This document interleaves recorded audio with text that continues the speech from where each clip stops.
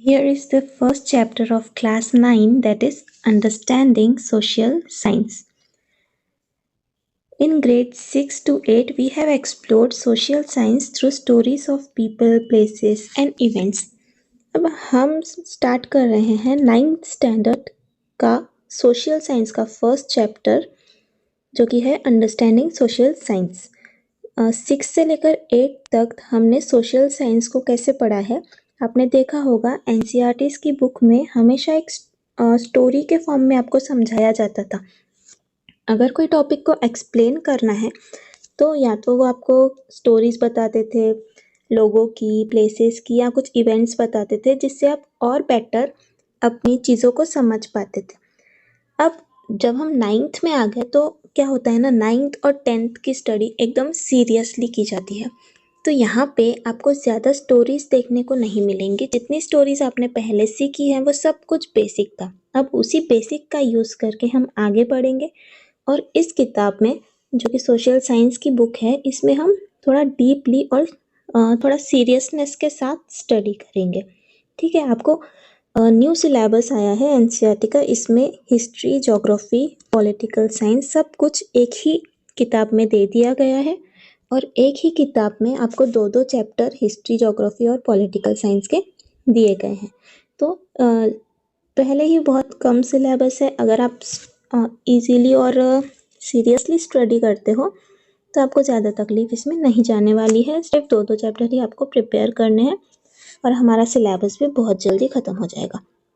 ठीक है, as you enter grade 9, it is time to pause and understand what social science truly means and why it matters. तो जैसे जैसे आप 9th class तक आते हो तो आपको ये समझना बहुत ज़रूरी है कि सोशल साइंस का मतलब क्या होता है और हम सोशल साइंस की इतनी पढ़ाई क्यों कर रहे हैं, है ना। अक्सर हम लोग इम्पोर्टेंस देते हैं मैथ्स को, साइंस को, लैंग्वेजेस को कभी कभार इम्पोर्टेंस देते हैं, लेकिन हम हिस्ट्री, ज्योग्राफी या सोशल साइंस को तो ऐसे ही देखते हैं कि ये तो ऐसे ही है, ये तो हो ही जाएगा। लेकिन ऐसा नहीं करना है। ये जो सब्जेक्ट है ना, ये भी बहुत इंटरेस्टिंग है और इसमें भी अगर हम मन लगा के पढ़ाई करें तो हमें बहुत नॉलेज इसमें मिल सकता है। So let us move ahead. Human beings live in societies and depend on each other in many ways. अब ह्यूमन बींग्स यानी कि हम लोग सोसाइटीज़ में रहते हैं और एक दूसरे पे हम डिपेंड करते हैं बहुत सारे वेज में, है ना। हम सब लोग एक साथ रहते हैं एक सोसाइटी में और हम एक दूसरे पे डिपेंड करते हैं। हमें अगर कहीं सामान लेना है तो हम किसी दुकान में जाते हैं। दुकान कौन चला रहा है? कोई ह्यूमन ही चला रहा है, तो इनडायरेक्टली हम उस पर डिपेंड करते हैं। हम जब खाना खाते हैं तो हमारी प्लेट में जो अनाज आया है वो कौन उगाता है? एक फार्मर उगाता है। फिर उसको ट्रांसपोर्ट करते हैं, प्रोसेस करते हैं। तो ये सब प्रोसेसेस भी कौन कर रहे हैं? ह्यूमन बींग्स ही कर रहे हैं। तो इस तरीके से हम जो कुछ भी कर रहे हैं ना, हम सारी चीज़ों में किसी ना किसी ह्यूमन बींग पर डिपेंडेंट होते हैं। Our lives are shaped by the environment. हमारी जो जिंदगियां हैं वो हमारा एनवायरनमेंट शेप करता है। सिर्फ एनवायरनमेंट ही नहीं, एनवायरनमेंट के साथ साथ ऐसा इंस्टीट्यूशन जो हमको गवर्न कर रहा है, मतलब जिसकी हमारे यहाँ सरकार है, वो the economic activities that meet our needs. Economic activities जो हमारी नीड्स को पूरा करते हैं, जैसे कि कहीं पे मार्केट होता है, वीकली मार्केट होता है, कहीं पे दुकानें होती हैं, कहीं पे तो हम डायरेक्ट डीमार्ट से जाकर ला लेते हैं सामान, है ना। And the traditions and ideas pass down through generations. और जनरेशन टू जनरेशन जो भी आइडियाज़ पास हो रहे हैं, जो ट्रेडिशंस पास हो रहे हैं, ये सारी चीज़ें मिलाकर हमारी लाइफ को शेप करती है। तो हमारी लाइफ को शेप करने में हमारी लाइफ कैसी होगी ये सब कौन बताता है? तो हमारे आसपास का एनवायरनमेंट बताता है ना। हमारा एनवायरनमेंट जैसा होगा, अगर हम जंगल में जाके रहते हैं तो वहाँ पे तो हम इतने बड़े बड़े घरों में नहीं रह पाएंगे, ना ही अच्छे कपड़े हम पहन पाएंगे, ना अच्छा खाना खा पाएंगे पका हुआ। जो भी कच्चा सामान हमें वहाँ मिलेगा वही खाना पड़ेगा, है ना। यही जो डिफरेंस है आप रूरल लाइफ यानी विलेजेस की लाइफ और सिटी की लाइफ में भी देख सकते हो। उसके साथ में हमारी जैसी सरकार है वो भी डिसाइड करती है, द इंस्टीट्यूशंस दैट गवर्न अस, ये भी डिसाइड करता है कि हमारी लाइफ कैसी होगी। जैसे कि अगर राजा महाराजाओं का ज़माना था पहले, है ना, या फिर कहीं कहीं पे हुक्मशाही चलती थी, मतलब एक ही राजा होगा और उसी की चलेगी। उसने जो कह दिया, उसने अगर कह दिया कि खड़े रहो तो खड़े रहना पड़ेगा, उसने अगर कह दिया कि बैठ जाओ तो बैठ जाना पड़ेगा। या फिर इंडिया में आज जैसी सरकार है जिसको हम डेमोक्रेटिक एंड रिपब्लिक गवर्नमेंट बोलते हैं, जहाँ पे हर किसी को फ्रीली घूमने का, कहीं भी आने जाने का अधिकार है। तो इन सब चीज़ों से बहुत फ़र्क पड़ता है कि हमारी लाइफ कैसे होगी। The economic activities that meet our needs. अब जो इकोनॉमिक एक्टिविटीज़ हमारे आसपास हो रही हैं, उससे भी पता चलता है कि हमारी लाइफ कैसी होगी। देखो, अगर हम विलेज में रहते हैं तो हमें अगर सब्जियां खरीदनी है तो हम कहाँ जाते हैं? जो वीकली मार्केट लगता है, जैसे कि जिसको हम आठौड़ी बाज़ार बोलते हैं, तो हम वहाँ पे जाके सब्जियां खरीद लेते हैं। तो हमें वेट करना होगा उस एक दिन का, है ना। लेकिन अगर हम शहर में रहते हैं तो आप देखोगे डी मार्ट वगैरह या किसी मॉल में जाके हम सब्जियां खरीद लेंगे, हमें वेट करने की ज़रूरत नहीं है। तो ये फ़र्क आ जाता है हम जहाँ पे रहते हैं या फिर हमारे आसपास जो इकोनॉमिक एक्टिविटीज़ हो रही हैं, उससे भी हमारी लाइफ पे फ़र्क आता है। And the traditions and ideas pass down through generations. अब जनरेशन टू जनरेशन जो ट्रेडिशंस, जो आइडियाज़ पास हुए हैं हमारी दादी से हमारी मम्मी में, हमारी मम्मी पापा से हम में, जो भी आइडियाज़ आए हैं उससे भी हमारी लाइफ शेप होती है, हमारी थिंकिंग भी वैसी ही बन जाती है। Next, understanding these connections is the foundation of social science, which seeks to understand their intricate patterns and influences. अब सोशल साइंस में ना हम यही सब सीखते हैं, इन सब चीज़ों के बीच में, हमारे एनवायरनमेंट के बीच में, हमारी लाइफ के बीच में क्या कनेक्शंस हैं, ये सारे कनेक्शंस को हम सीखते हैं और फिर उसकी मदद से हम जो भी इंट्रिकेट पैटर्न्स एंड इन्फ्लुएंसेस है, मतलब इंट्रिकेट मतलब होता है एकदम कठिन जो पैटर्न्स है ना समाज के अंदर, या फिर समाज का हम पर कैसे इन्फ्लुएंस हो रहा है, कैसे प्रभाव पड़ रहा है, तो ये सारी चीज़ें हम उससे सीखते हैं। नेक्स्ट है, अब यहाँ पे ना आपको सोशल साइंस की डेफिनेशन बताई हुई है। In simple word, social science is the systematic study of human society. This is very important.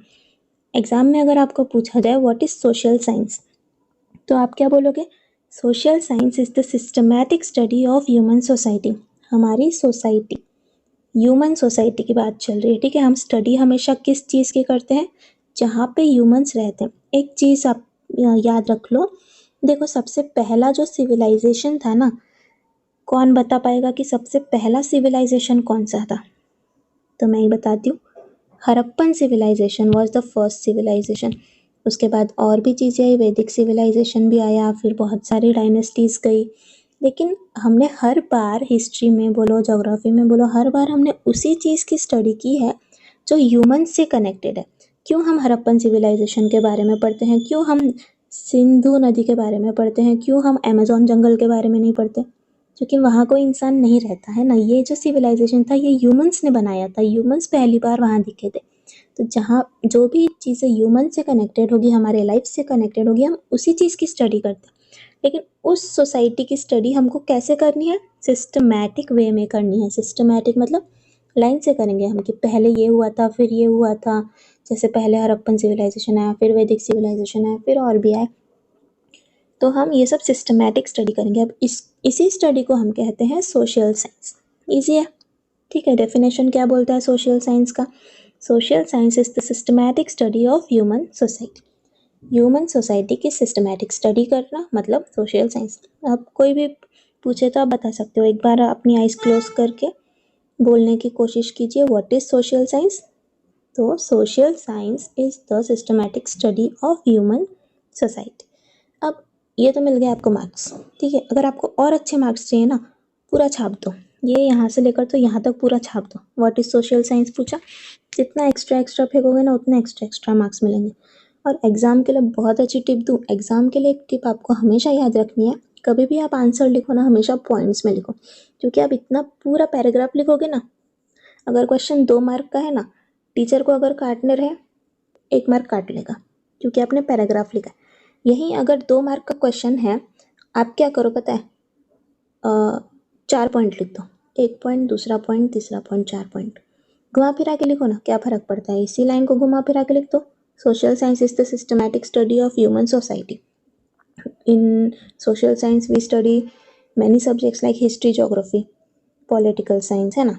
तो अपने मन से कितने भी हम लाइंस बना सकते हैं, बस 4 पॉइंट्स कवर कर लो, क्योंकि ऐसा बोला जाता है, देखो स्पेशली बोर्ड्स में ऐसा होता है कि 1 मार्क के लिए होते हैं 2 पॉइंट।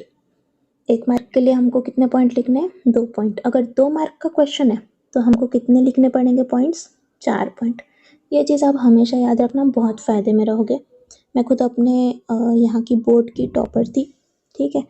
तो ये जो चीज़ है ना, हमेशा याद रखना, वेरी इंपॉर्टेंट। नेक्स्ट हम देखते हैं, अच्छा ये लाइन हमारी रह गई, it not only tells us what happened और वेयर थिंग्स आर लोकेटेड। अब सोशल साइंस हमको सिर्फ यही नहीं बताता कि क्या हुआ था या फिर चीज़ें कहाँ पे लोकेटेड है, but also explains Y events अकर, पर ये चीज़ें क्यों हुई थी ये भी हमें सोशल साइंस बताता है। हाउ पीपल लिव टुगेदर, लोग एक साथ कैसे रहते थे, कैसे एनवायरनमेंट ने हमारी लाइफ पे प्रभाव डाला था, ठीक है। हाउ गवर्नमेंट्स फंक्शन, गवर्नमेंट्स कैसे काम करती हैं, मैंने आपको बताया कि अलग अलग जगह की गवर्नमेंट अलग अलग काम करती है। हाउ इकोनॉमीज ऑपरेट, इकोनॉमिक्स कैसे चलती हैं, इसका भी आपको एग्जाम्पल दिया मैंने, कहीं पे वीकली मार्केट्स होते हैं, कहीं पे डायरेक्ट शॉप्स होते हैं।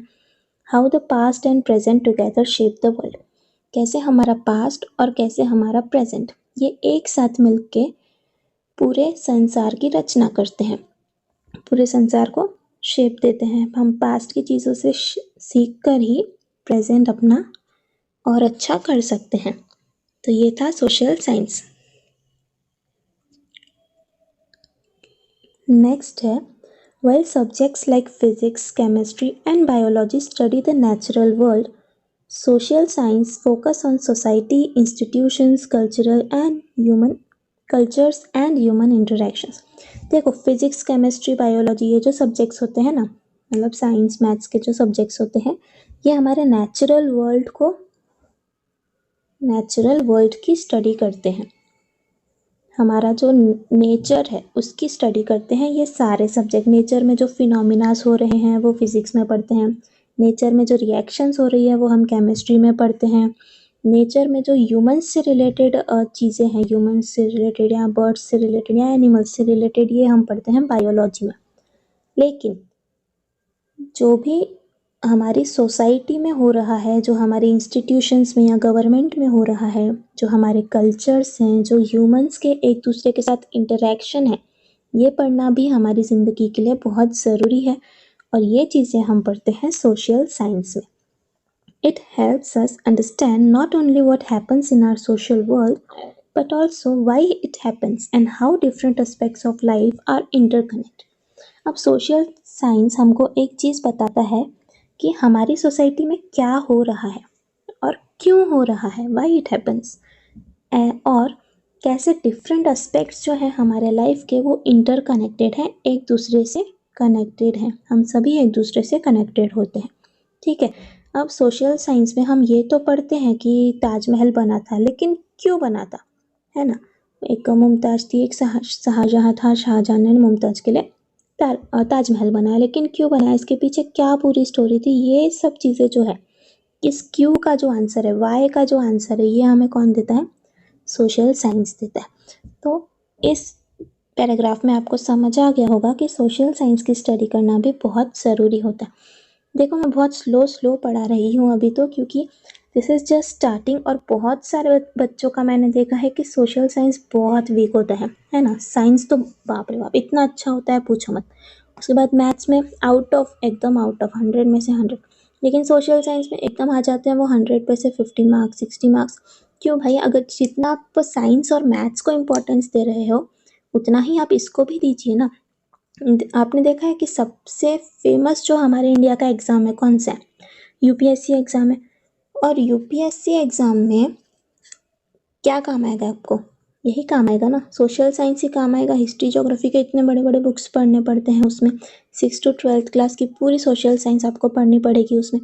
तो आप अभी से प्रिपेयर कर लो ना, ताकि आगे चल के आपको तकलीफ़ ना हो। तो मुझे सिर्फ इतना ही बोलना है कि आप जो भी पढ़ रहे हो ना सोशल साइंस में, वो बहुत अच्छे से पढ़िए, समझ के पढ़िए।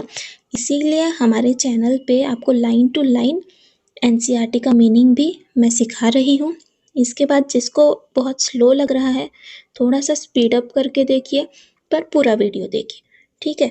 और ये जो है, चाहूँ तो मैं पूरे चैप्टर का 1 घंटे का वीडियो डाल सकती हूँ, लेकिन नहीं, 10 से 15 मिनट मैक्सिमम आपके ये वीडियोस रहेंगे, क्योंकि मेरा ऐसा मानना है कि हमारा जो कंसंट्रेशन है ना, वो मैक्सिमम 20 मिनट का होता है। उसके बाद हमारा कंसंट्रेशन वीक होने लगता है। आप जब भी पढ़ाई करने बैठते हो, अगर आप 1 घंटा कंटिन्यूस पढ़ोगे तो आप देखोगे कि आधा घंटा तो आपका फोकस लगेगा, लेकिन बाकी आधा घंटा आपका फोकस नहीं लगने वाला। यही अगर आप 20-20 मिनट्स के स्लॉट्स में पढ़ेगा, 20 मिनट पढ़ा हमने, 2 से 3 मिनट का ब्रेक ले लिया, फिर 20 मिनट पढ़ा, फिर 2 से 3 मिनट का ब्रेक ले लिया। तो ऐसे इसको ना पोमोडोरो टेक्निक बोलते हैं। ऐसे अगर आप पढ़ोगे तो बहुत ही आपको कंसंट्रेशन में अपना फोकस बढ़ता हुआ दिखेगा, कंसंट्रेशन इंक्रीज होगा, और आप जो पढ़ोगे ना वो आपको याद रहेगा, आप उसका रिटेंशन कर पाओगे, ठीक है, ज़्यादा समय तक याद कर पाओगे। तो ऐसा ही आपको पढ़ना है। ये कुछ टिप्स भी थे अपने फर्स्ट चैप्टर के साथ, क्योंकि आप न्यू स्टडी को स्टार्ट करने जा रहे हो, और आपको हर एक नेक्स्ट लेक्चर जो है वो हमारे चैनल पे आपको प्लेलिस्ट मिलती जाएगी हर एक चैप्टर की। So stay connected.